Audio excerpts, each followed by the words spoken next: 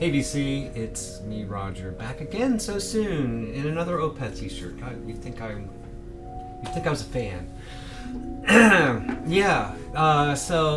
I got back from the record show today, and the wife's upstairs napping, and so I thought, well, I'll come on here and show you what I got.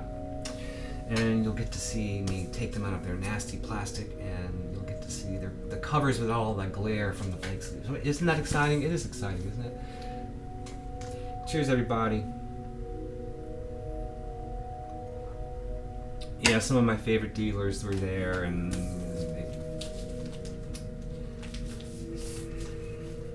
it's a big day. It's a big day. All right, let's start with some Italian prog here. L'Orme, Storia o Leggenda. An Italian Phillips from it's 1977, I guess. I have a few other L'Orme records. They're fun, like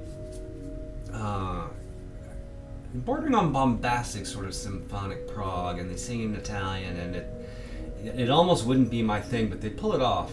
I guess because they jam, and it's great musicianship, and it's just cool. It's a great cover, right? All right, here's this is just hard for me to pass stuff like this up, and actually I passed up a lot. This guy Jack's records, he has all the prog, So here's Klaus Schulze, picture music, original German Brain, green Brain label, and look at it, it's just freaking minty, mint.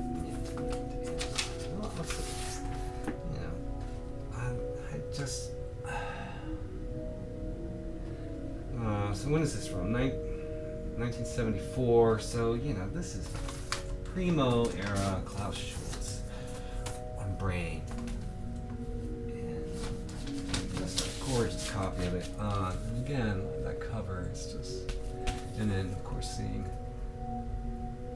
those knobs, those keys and knobs. It's just really, it gets me all excited. All right, and this was a little bit extravagant, but come on. Schwingungen, New Age Music, compilation on Sky, the German Sky label. Still sealed, still in the shrink wrap. With Eno and Cluster, Rodelius, Mobius, Reichmann, Fentoband, Earthstar, Deutsche Weiterarbeit, and a bunch of things I've never heard of, 2 LPs. I couldn't, I just couldn't resist. Same thing with this, and this was another guy who had kind of nothing really interesting, and then there was this, and I was like, oh fuck.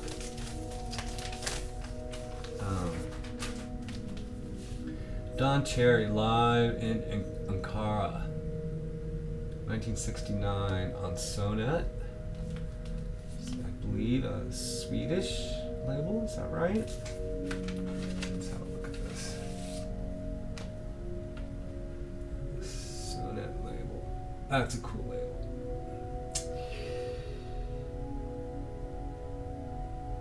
label. Mono. Yeah, I guess that makes sense. Live in 1969. But yeah, Don Cherry records are not something you see every day.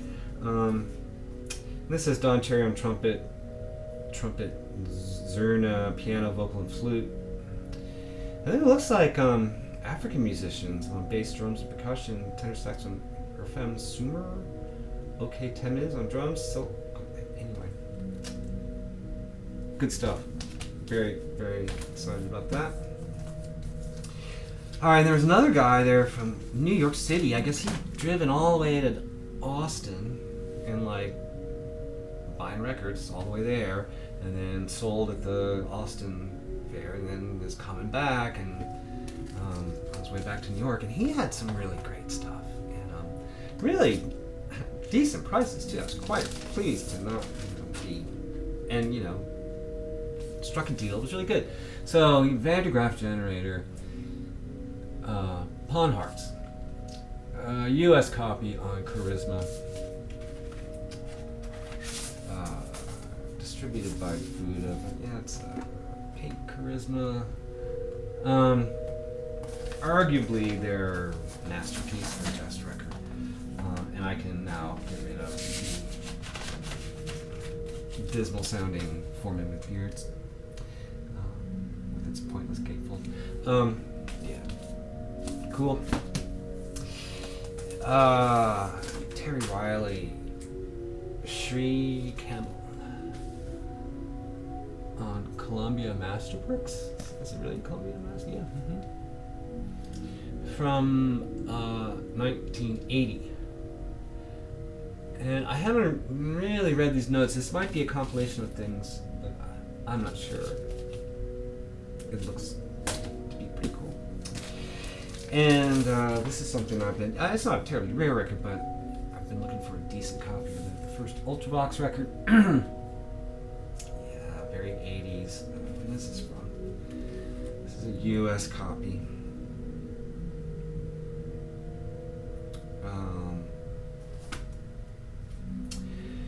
Yeah, when is this from?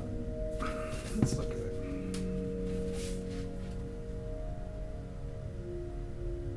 (1977), so not the 80s. So yeah, this is with John Fox before Midger took over.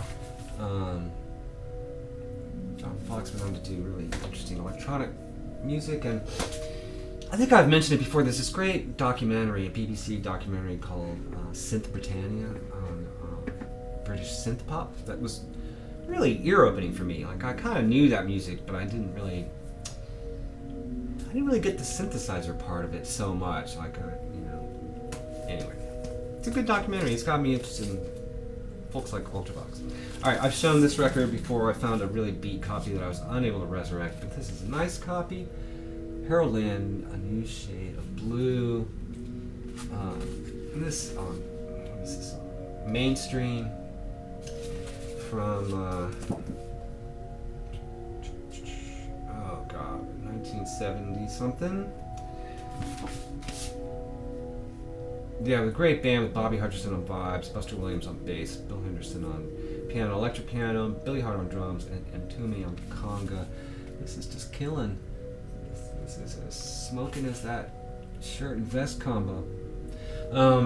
Yeah, so I'm really happy to replace that beat up copy. Hound Dog Hoover was there.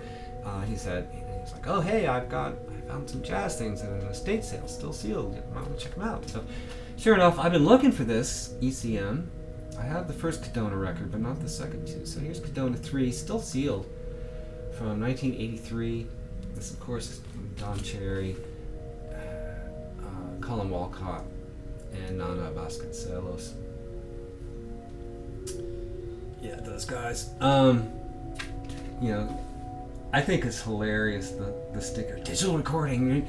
See, I'm old enough to remember when, like, ooh, that was a big deal in 1983. Ooh, digital recording. And, now they, like, try to hide if it's, like, they can be really cagey about whether, what the source is for current vinyl. More than likely digital, but they're not going to trumpet it on the front. Like, here's your digital vinyl. But like I said in my last video, they knew how to master. Mastering of an LP was a fully mature art form, at that point. Whereas CDs were still like, and they would do dumb things like dump EQ for vinyl masters onto CDs, and that's one of the reasons why some of those early CDs just sound wrong. Like, they had the RIA equalization curve on them, and they get played back without it being decoded, and it's like weird. All right, enough. Yeah, this guy had a bunch of really cool records. Lots of more 80s stuff. Ultravox, Ha Ha Ha, another US copy on Island. Another one with John Fox. I think this is Gary Newman's first album, Replicas, Gary Newman with the Two-Way Army. US copy on Atco, 1979. Classic cover. That cover's been parodied forever. Yeah, I'm on kind of an 80s kick. In fact, I have a whole video I need to make of things. But, so another Gary Newman album, Telecon, from 1980. You don't see these around. In fact, that's another thing about this 80s stuff. It's like you don't see it around, and it's weird because, you know, I'm a child of the 80s. You know, I graduated high school in 1982, and so it's weird to find this stuff. It's like rare and collectible. It's very strange. Okay, we're almost done here. More 80s, Bauhaus. Again, you don't see this stuff around. This is the singles compilation on Beggar's Banquet, 1979 through 1983. That's some nice gold stamping on it. Yeah, so this has, you know, the classic songs like Bela Lugosi's Dead, and their cover version Ziggy Stardust, and She's in Parties, and you know, again, back in the 80s, I didn't appreciate these guys very much. I had some of that stuff, not this particular thing, but I had some of the records, and I sold them when it was like no longer hip or something, you know. Hip, who gives a shit? And first Bauhaus record on Beggar's Banquet, UK copy. Yeah, nice gatefold. All right, and finally one more. Not too